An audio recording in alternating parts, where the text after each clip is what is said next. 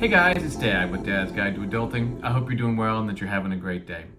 In this video, which is part of our Rules for Living section, we're going to talk about dealing with change. And let me start off by saying, I hate change. I like to find things that I like, and then I like them to stay the same and to stick with them. I've been with the same woman for 33 years. No, honey, if you see this, that was not a complaint. I'm thrilled you haven't left me. That's good. I like the same restaurants, I order the same meals, I hang out with the same friends, I keep our furniture in the same spots in the house even though it's old and outdated. My wife would like to change it. I keep playing the same openings in chess games even though I get crushed. I don't like change. My motto has always sort of been, if it ain't broke, don't fix it. But that's not the way life works. Nothing ever really stays the same. And so we all need to learn to deal with change in our professional lives, our personal lives, and in politics and in finance. Things are constantly changing and moving. And so you need to sort of get ready for that. Sort of in our professional lives, let's talk about that first. Change happens all the time in your job. You may find out that your favorite boss or your favorite employee has decided to leave and take another job. You might get fired, or you might find a better job somewhere else. Your company may decide to close your branch, or you get a transfer. Your customer and client list will change constantly, which sometimes means that when that change happens, you lose relationships with people you really like. Just when you figure out the computer system, they may change it on you. They may go crazy on you and change the brand of coffee in the break room, which is a disaster. The odds that you will stay at your company long term and that you will have the same job and that nothing will change in that is very, very low. You have to be ready for and expect change in your professional life. In your personal life, change can even be more painful, and it sort of occurs in two areas. Number one is in your relationships with other people, and number two, sort of in your routine. With your relationships with people, your relationships with family members and friends will change over time. Sometimes they move away, either for jobs or for college or to be closer with family. They may get sick and even pass away, and you may lose people. Or the gang and that friend group that you've come to depend on may start to drift apart as circumstances change.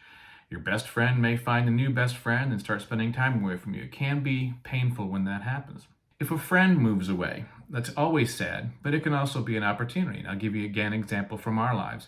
About 10 years ago, another couple who were some of our very best friends moved away. It was very sad, but we also realized when they were gone that we had spent a lot of our time focusing on just that one friend relationship. We ended up expanding our horizons a little bit, made friends with other people, and now we have a much larger group of really good friends who we wouldn't trade for anything. We've also managed to keep in touch with the people who moved away. So it's been hard, it was painful and sad, but it also ended up being an opportunity for us. Every dark cloud has a silver lining. When people move away or leave your life, try to find new friends and new relationships that can bring you just as much joy.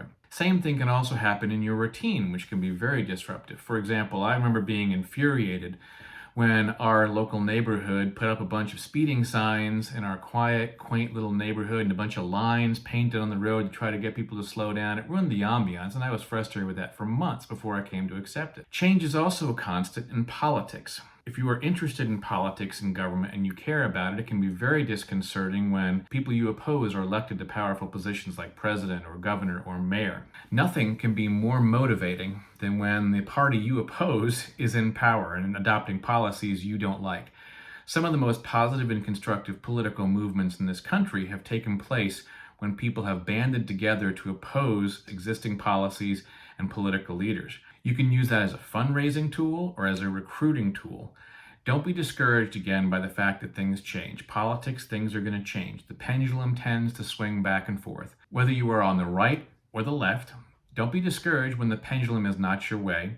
Work hard to bring it back the other way because it will in fact change. Take advantage of the opportunity to bring more people to your cause and to change people's beliefs. Change is also a constant in finance and in wealth building. Just when you think you've got your investment portfolio exactly the way you want it, economic conditions may change dramatically and require you to make changes in that. For example, inflation may pop up as it's doing now, which may suggest it's not a good idea to keep any money in cash, but in different kinds of investments. The unemployment rate may suddenly increase, suggesting that the economy might head into a recession and you have to adjust your portfolio. So change occurs in every aspect of your life. The only real constant is change. So the question then becomes, what can you do about it? Well, in my experience, the only thing you can really do about it is to change your attitude. You have to look at change as an opportunity. You can't look at it as a negative. It has to become a positive. You can do that as well when you start to think about it. For example, in your job, if you didn't get the promotion that you wanted, you might start looking for another job. You may find that when you start looking, another company has posted a position for which you are perfect, and it results in a higher pay or more responsibility or a smaller commute. You may get lucky. When any door closes, another one opens.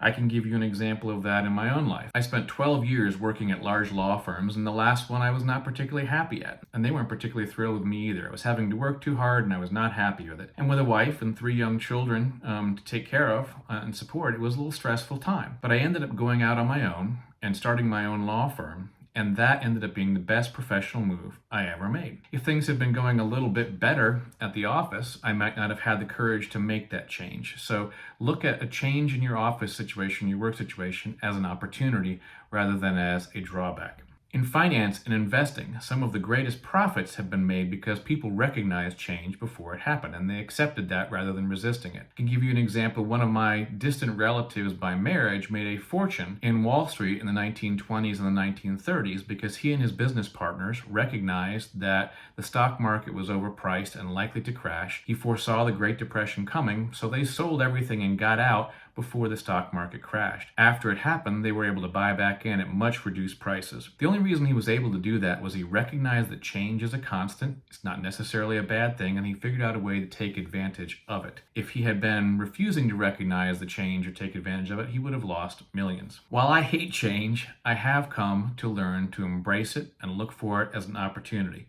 You can do the same thing. Take the mature approach. Recognize that change is a constant and it's going to happen all the time in your professional, in your personal life, and in politics and in finance. Try very hard to look at it as an opportunity to gain something rather than just an opportunity to lament or be sad about what you've lost. Keep your chin up, get ready for great things to happen going forward, and make the most of it whenever it happens. That's it for now. We'll see you next time. Until then, remember, you got this.